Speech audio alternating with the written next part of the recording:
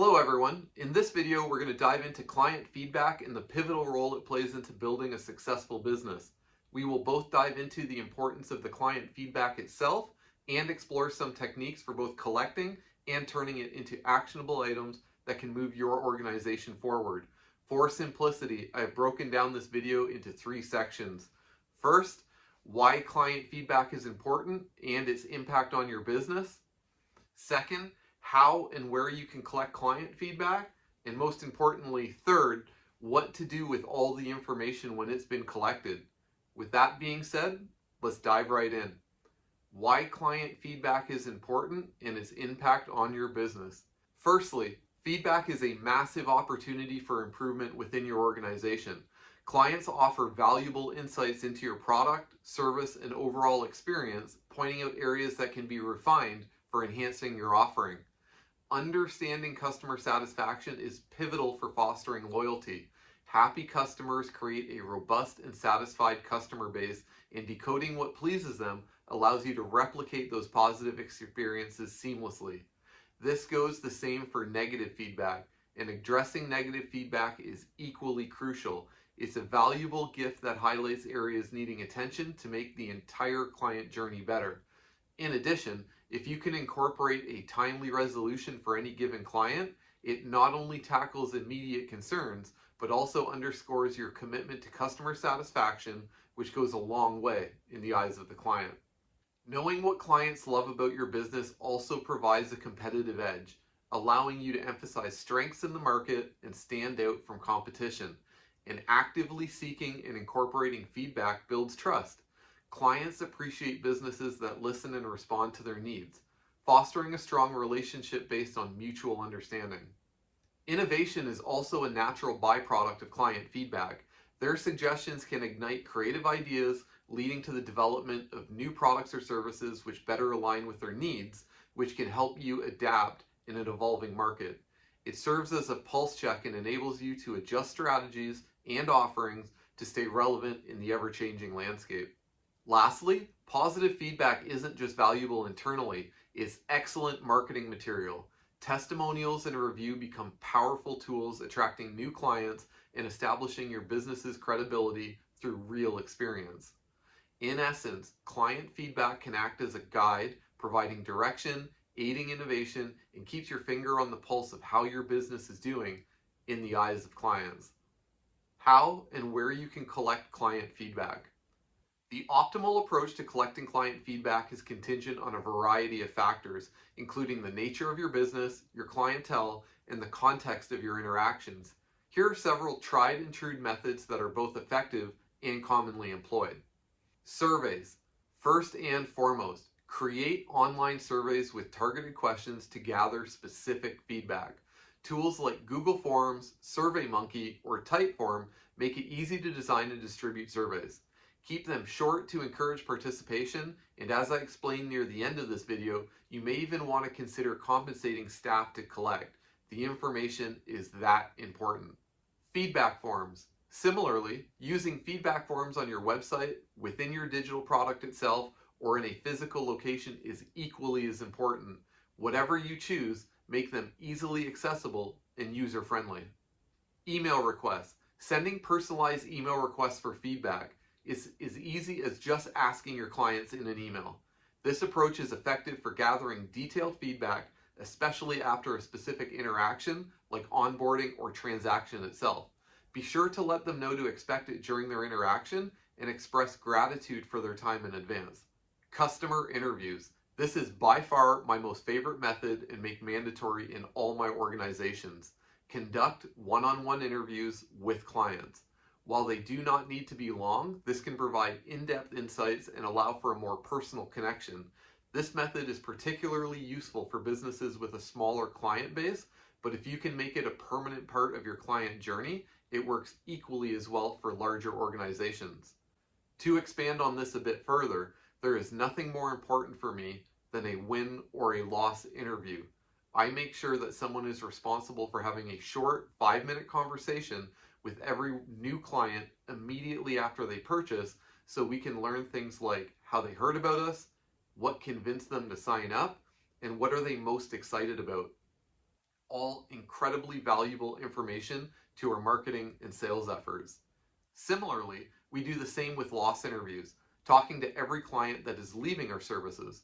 These interviews surround the simple questions: where did we go wrong? And is there anything that we could have done to prevent you from leaving? Over time, the feedback slowly starts to paint a picture on where we need to focus and on where we need to improve. Social media monitoring. I'm sure it goes without saying, but keep an eye on social media platforms for mentions, comments, and reviews related to your business. Engage with clients directly and encourage them to share their experiences. Net Promoter Score. NPS surveys measure the likelihood of clients recommending your business to others. It is a simple and effective metric that can give you a quick overview of client satisfaction. It can be boiled down to a single question, and it's really the only question that matters on any of the surveys that you're doing. On a scale of 1 to 10, how likely are you to refer us to a friend or a colleague? If you are not scoring 9 or 10 on this question consistently, you need to find out why and make changes accordingly. In-app or in-product feedback. As mentioned earlier, if you have a digital product or service, incorporate feedback mechanisms directly into your app or your product interface. This allows clients to provide feedback in the context of their user experience at the time of use.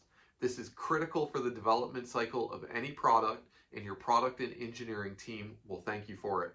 Customer support channels. Leverage your customer support channels to collect feedback. Encourage clients to share their thoughts during support interactions and use this information to improve your services.